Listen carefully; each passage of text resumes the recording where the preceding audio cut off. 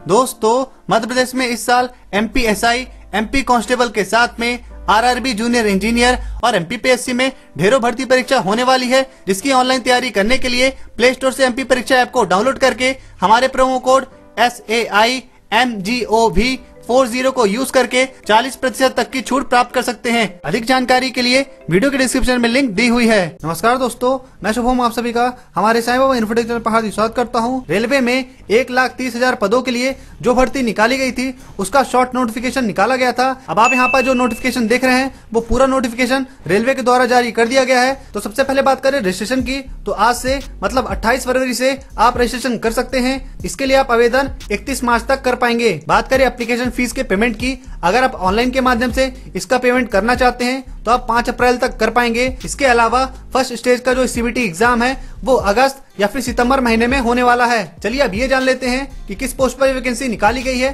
तो जैसा कि आप सभी जानते हैं, नॉन टेक्निकल के पोस्ट पर एनटीपीसी की तरफ से ये वैकेंसी निकाली गई है, जिसमें बहुत सारे पोस्ट पर वैकेंसी निकाली गई है। उसमें से एक पोस्ट है कनिष्ठ लिपिक सह टंकक, लेखा लिपिक सह टंकक, ट्रेन लिपिक, वाणिज्यिक सह टिकट लिपिक, यातायात सहायक, गुड्स गार्ड, वरिष्ठ वाणिज्यिक सह टिकट लिपिक, वरिष्ठ लिपिक सह टंकक, कनिष्ठ लेखा सहायक सह टंकक, वरिष्ठ समयपाल, कमर्शियल अप्रेंटिस और स्टेशन मास्टर के पदों के लिए ये भर्ती निकाली गई है। अब बात करें एजुकेशन क्वालिफिकेशन की, तो आपको 12वीं पास होना जरूरी है, तो आप इसके लिए आवेदन कर सकते हैं। बात करें एज की, तो 1 जुलाई 2019 के अकॉर्डिंग आपकी उम्र 18 से 30 वर्ष तक के बीच में होनी चाहिए, तो आप इसके लिए आवेदन कर पाएंगे। ध्यान रखें, ये जो आपको 4 पोस्ट दिख रही है, सिर्फ इन्हीं पोस्ट के लिए आपके लिए एजुकेशन क्वालिफिकेशन 12वीं और जो आपकी जो एज है वो 18 से 30 वर्ष लगेगी। बाकी पोस्ट के लिए आपके पास मान्यता प्राप्त विश्वविद्यालय से स्नातक उपाधि या उसके समकक्ष स्तर की न्यूनतम शैक्षणिक योग्यता होनी चाहिए और जो आपकी उम्र होगी वो 1 जुलाई 2019 के अकॉर्डिंग 18 से 33 वर्ष के बीच में होनी चाहिए। बात करें पोस्ट की, तो जो पहली पोस्ट है यातायात सहायक की, इसमें जो प्रारंभिक वेतन रहेगा 25,500 रूपए सैलरी दी जाएगी। इसके बाद जो अगली पोस्ट है गुड्स गार्ड की, इसके लिए जो प्रारंभिक वेतन है वो 29,200 रूपए रहेगा। इसके बाद नेक्स्ट पोस्ट वरिष्ठ वाणिज्यिक सह टिकट लिपिक की, इसके लिए प्रारंभिक वेतन 29,200 रूपए दिया जाएगा। इसके बाद जो नेक्स्ट पोस्ट है वरिष्ठ लिपिक सह टंकक, इसके लिए भी प्रारंभिक वेतन 29,200 रूपए दिया जाएगा। इसके बाद अगली पोस्ट है कनिष्ठ लेखा सहायक सह टंकक, उसके लिए भी 29,200 रूपए प्रारंभिक वेतन दिया जाएगा। इसके बाद नेक्स्ट पोस्ट है वरिष्ठ समयपाल की, इसके लिए प्रारंभिक वेतन 29,200 रूपए दिया जाएगा। इसके बाद नेक्स्ट पोस्ट है वाणिज्यिक प्रशिक्षु की, इसके लिए जो प्रारंभिक वेतन 35,400 रूपए दिया जाएगा। इसके बाद नेक्स्ट पोस्ट है स्टेशन मास्टर की, इसके लिए प्रारंभिक वेतन 35,400 रूपए दिया जाएगा। ध्यान रखें, यहाँ पर जो भी क्वालिफिकेशन मांगी गई है, अगर आपकी वो कंप्लीट हो गई है या फिर 31 मार्च 2019 तक कंप्लीट हो जाएगी तभी आप इसके लिए आवेदन करें। अगर उसके बाद आपकी कंप्लीट होती है तो आप इसके लिए आवेदन ना करें। चलिए आप बात करते हैं एग्जाम के पैटर्न के बारे में। तो ये जो एग्जाम होगा वो 2 स्टेज में होगा। 2 चरणों की कंप्यूटर आधारित परीक्षा में सीबीटी के पश्चात कौशल परीक्षा जो स्टेशन मास्टर और ट्रैफिक असिस्टेंट के लिए कंप्यूटर आधारित अभिक्षमता परीक्षा होगी।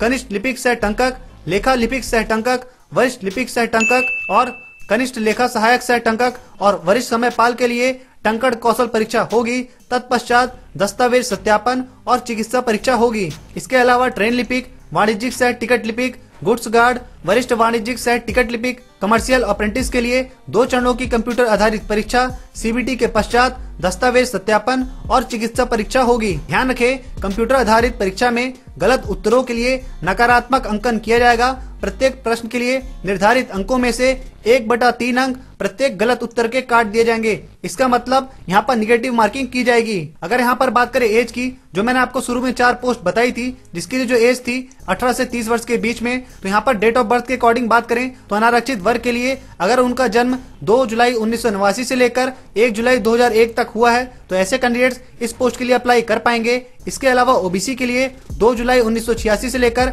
1 जुलाई 2001 के बीच में उनका डेट ऑफ बर्थ आता है तो वे इसके लिए अप्लाई कर पाएंगे। इसके अलावा अनुसूचित जाति, अनुसूचित जनजाति के लिए 2 जुलाई 1984 से लेकर 1 जुलाई 2001 तक अगर उनका डेट ऑफ बर्थ आता है तो वह इसके लिए अप्लाई कर पाएंगे। इसके बाद मैंने आपको 8 जो पोस्ट बताई थी जिसके लिए जो एज थी 18 से 33 वर्ष, उसमें अनारक्षित वर्ग के लिए अगर उनका डेट ऑफ बर्थ 2 जुलाई 1986 से लेकर 1 जुलाई 2001 के बीच में आता है तो वे सभी इस पोस्ट के लिए अप्लाई कर पाएंगे। इसके अलावा ओबीसी कैंडिडेट्स के लिए अगर उनका डेट ऑफ बर्थ 2 जुलाई 1983 से लेकर 1 जुलाई 2001 के बीच में आता है तो वे सभी इसके लिए अप्लाई कर पाएंगे। इसके अलावा अनुसूचित जाति, अनुसूचित जनजाति के कैंडिडेट्स के लिए अगर उनका डेट ऑफ बर्थ 2 जुलाई 1981 से लेकर 1 जुलाई 2001 के बीच में आता है तो वह इसके लिए अप्लाई कर पाएंगे। अब बात करें फीस की तो जनरल कैंडिडेट्स को 500 रुपए पे करना होगा। फर्स्ट सीबीटी एग्जाम में अपियर होने के बाद उनके 400 रुपए उन्हें वापस कर दिए जाएंगे। इसके अलावा अनुसूचित जाति, अनुसूचित जनजाति, भूतपूर्व सैनिक, दिव्यांग व्यक्ति, महिलाएं,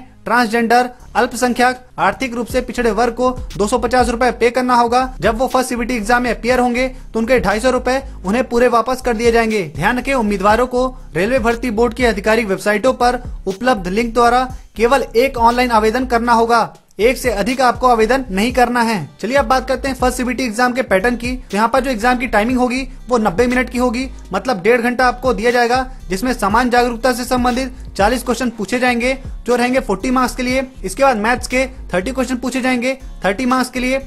इसके बाद सामान्य बुद्धि और तर्क शक्ति से 30 क्वेश्चंस पूछे जाएंगे 30 मार्क्स के लिए। टोटल 100 क्वेश्चंस आपसे पूछे जाएंगे। इसका जो डिटेल्स में सिलेबस है वो आपको इस पीडीएफ में मिल जाएगा। इसकी लिंक वीडियो डिस्क्रिप्शन में दी गई है, उस पर क्लिक करके डायरेक्टली आप इस पीडीएफ को डाउनलोड कर पाएंगे। अब चलिए बात करते हैं सेकंड स्टेज सीबीटी एग्जाम की। इसके लिए भी आपको 90 मिनट दिया जाएगा, जिसमें सामान्य जागरूकता से संबंधित 50 क्वेश्चन पूछे जाएंगे जो रहेंगे 50 मार्क्स के लिए।